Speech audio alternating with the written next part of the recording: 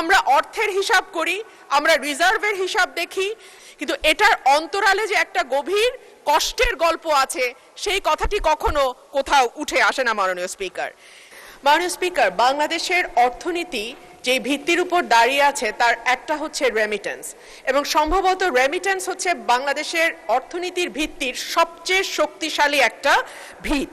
এই দেশে প্রায় 1 কোটির ওপরে মানুষ দেশের বাইরে কাজ করে, এবং যেটা আন্তর্জাতিক অভিবাসন উৎস দেশ হিসেবে বাংলাদেশকে বিশ্বের 6ষ্ঠ বৃহত্তম দেশে পরিণত করেছে।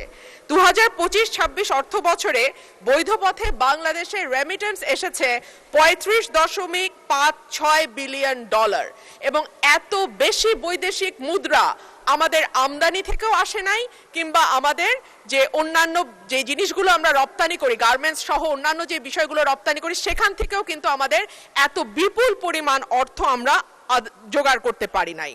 ওয়ার্ল্ড ব্যাংকের হিসাবে বাংলাদেশ বিশ্বের 8ম বৃহত্তম রেমিটেন্স গ্রহণকারী দেশ, এবং আমাদের রিজার্ভ বলেন, আমাদের গ্রামীণ অর্থনীতি বলেন, আমাদের আমদানি ব্যয় মেটানোর মূল উৎস বলেন, কিংবা আমাদের লাখো পরিবারের যেই উপার্জনের উৎস, সেটা কিন্তু আমাদের এই প্রবাসী ভাইয়েরা, এবং সবকিছু নির্ভর করছে যে আমাদের রেমিটেন্স যোদ্ধারা কি পরিমাণ অর্থ বাংলাদেশে পাঠায় তার উপরে। কিন্তু রেমিটেন্সের আড়ালে একটা বিরাট মানবিক মূল্য আমাদেরকে দিতে হয় মাননীয় স্পিকার, যেটা আমাদের নজরে সব সময় আসে না।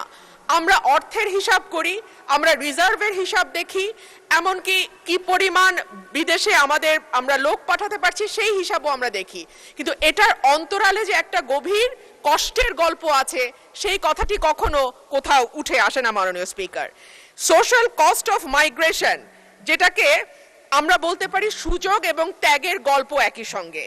ওয়েজ আর্নার্স বোর্ডের তথ্য অনুযায়ী 2024 সালে বাংলাদেশ জন্মের পরে এখন পর্যন্ত 2024 সালে সবচাইতে বেশি 4813 জনের মরদেহ বাংলাদেশে আসে।